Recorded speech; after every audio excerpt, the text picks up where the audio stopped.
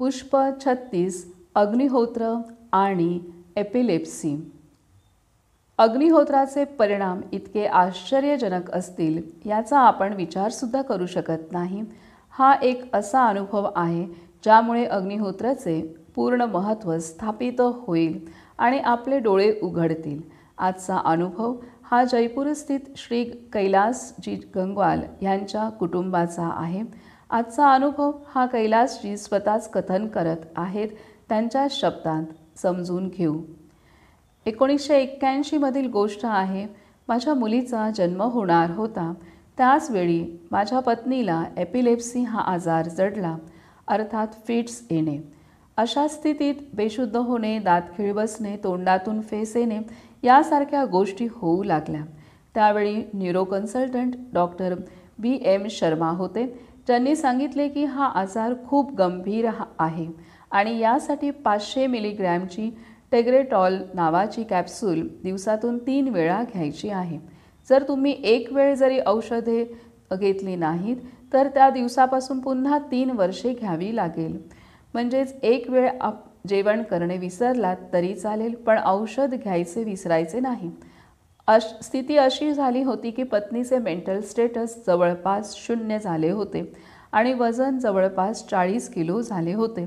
असे वाटत होते की ते दिवस दूर नाही ज्या दिवशी ती या जगात नसेल, कारण की तिला कोण भेटायला आले, तिने काय खाल्ले ह्याची तिला काहीच माहिती होत नव्हते।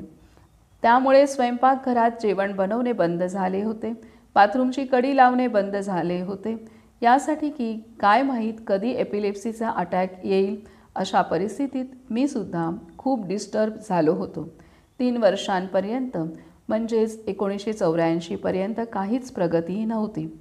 माझे लहानपणीचे मित्र श्री विष्णू पोद्दार, जे त्यावेळी भोपाळमध्ये स्ट्रॉ प्रोडक्ट लिमिटेडमध्ये केमिकल इंजिनियर होते, त्यांनी मला सांगितले की कैलाश, तू आपल्या घरात अग्निहोत्र सुरू कर, सर्व ठीक होईल। त्यांनी मला पात्र देऊन अग्निहोत्र विधी समजावून सांगितला। म्हणतात ना की गळ्यापर्यंत आल्यानंतर माणूस काहीही करतो, त्याप्रमाणे मी 8 एप्रिल 1984ला दुःखी मनाने अग्निहोत्र सुरू केले। असे समजा की त्यावेळी नव्या सूर्याचा उदय झाला। जवळपास 4 महिने झाले होते की माझ्या पत्नीच्या चेहऱ्यावर चमक येऊ लागले। तिचे वजन 2 किलोच्या आसपास वाढले आणि मला वाटले की औषधे तर 3 वर्षांपासून सुरू आहेत, त्यांचा काहीही परिणाम होत नव्हता। परंतु हा सकारात्मक बदल अग्निहोत्र हवनाचाच प्रभाव असला पाहिजे। मग काय, अग्निहोत्राचे सर्व नियम पाळून नियमित 1 वर्ष झाले असेल तेव्हा मानसिक प्रगतीसोबतच शरीराचे वजन जवळपास 50 किलो झाले। हा सर्वच परिणाम अग्निहोत्रमुळेच अनुभवता आला। यामध्ये आता कोणत्याही स्पष्टीकरणाची आवश्यकता नव्हती, कारण आम्ही प्रत्यक्ष अनुभव घेत होतो। रिस्क घेऊन एक औषधे देणे बंद केले आणि त्यानंतर एकदाही एपिलेप्सीचा अटॅक आलेला नाही। आज बीपीच्या पेशंटला तर उठल्याबरोबर सर्वात पहिली एक गोळी घ्यावी लागते, त्याचा तर इलाजच नाही आहे। मग अशा गंभीर आजारांवर काय इलाज असणार? आज ती पूर्णपणे स्वस्थ आहे। अग्निहोत्रानेच माझ्या पत्नीला नवजीवन प्रदान केले आहे। मी व माझा पूर्ण परिवार अग्निहोत्राचे ऋणी आहोत। याच कारणामुळे निरंतर 42 वर्षांपासून घरी प्रतिदिन सूर्योदय व सूर्यास्त समयी अग्निहोत्र होते। अग्निहोत्रामुळे पूर्ण परिवाराला एकजूट केले आहे। परिवारातील सर्व सदस्य मिळून दोन्ही वेळचे अग्निहोत्र करतात। अग्निहोत्रामुळे पारिवारिक सामंजस्य स्थापित झाले आहे, ज्याची आजच्या भौतिक युगात खूप आवश्यकता आहे।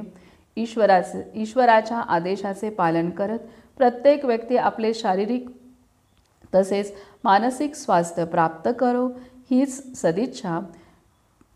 कैलासजी गंगवाल यांचा फोन नंबर आहे 9414771036। एपिलेप्सीवर वैद्यकशास्त्रात कायमस्वरूपी उपाययोजना नाहीत। रुग्णाला आयुष्यभर औषधे घ्यावी लागतात। अग्निहोत्राचे आचरण केले असता या रुग्णामध्ये प्राणशक्ती अर्थात लाईफ फोर्स वाढली। प्राणशक्तीचे असंतुलन झाले असता विविध आजार निर्माण होतात.